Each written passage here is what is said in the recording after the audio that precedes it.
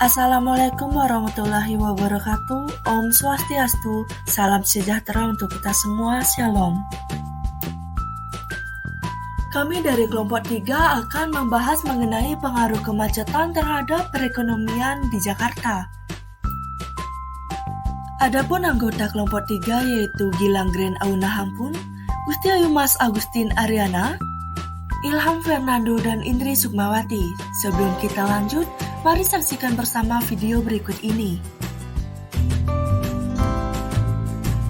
Jakarta, terkenal apa lagi kalau bukan dengan macetnya? Menurut penelitian oleh Castrol, Jakarta adalah kota termacet di dunia. Tapi kemudian kita semua bertanya, seperti yang ditanyakan oleh Rahmat ini, kenapa Jakarta macet banget? Apa penyebabnya? Faktor pertama yang pasti adalah transportasi umum. Kita tahu sendiri, transportasi umum di Jakarta belum memadai. Masih banyak kendaraan umum yang dipaksa narik sama abangnya padahal mesinnya udah megap-megap.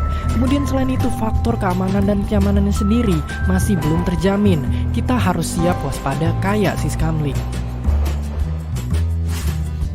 Padahal kata Ahok, di Hong Kong aja 90% warganya pakai transportasi umum, sedangkan di Singapura dan Mumbai 50%. Jakarta miris sekali, cuma 20%. Oleh karena itu, masih banyak yang perlu dibenahi dari transportasi umum Jakarta. Nah, kemudian apa yang terjadi? Orang berlomba-lomba beli sepeda motor dan beli mobil pribadi yang angkanya naik terus setiap hari karena transportasi umum yang masih dianaktiri. Ujungnya, kemacetan panjang. Hal ini bisa dilihat dari pertumbuhan jumlah kendaraan pribadi di Jakarta yang mencapai angka 12 hingga 13% per tahun. Sedangkan pertumbuhan ruas jalan hanya 0,01% per tahun. Itu artinya ada sekitar 6.000 kendaraan baru tiap harinya di Jakarta. Sedangkan panjang jalannya tetap segitu-segitu aja. Bukan hanya transportasi, pertumbuhan ekonomi di Jakarta juga ikut macet. Biaya transportasi barang dan jasa pun juga menjadi mahal.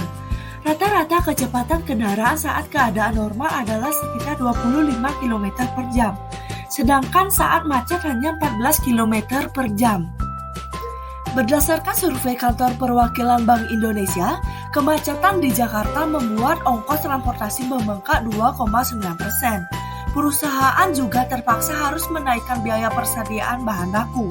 Akibatnya, keuntungan yang diperoleh pun berkurang.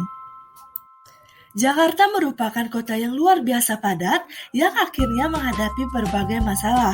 Salah satu masalah besar yang dihadapi adalah kemacetan lalu lintas yang parah sehingga menimbulkan berbagai kerugian. Demikianlah pemaparan dari kami kelompok 3. Sekian dan terima kasih.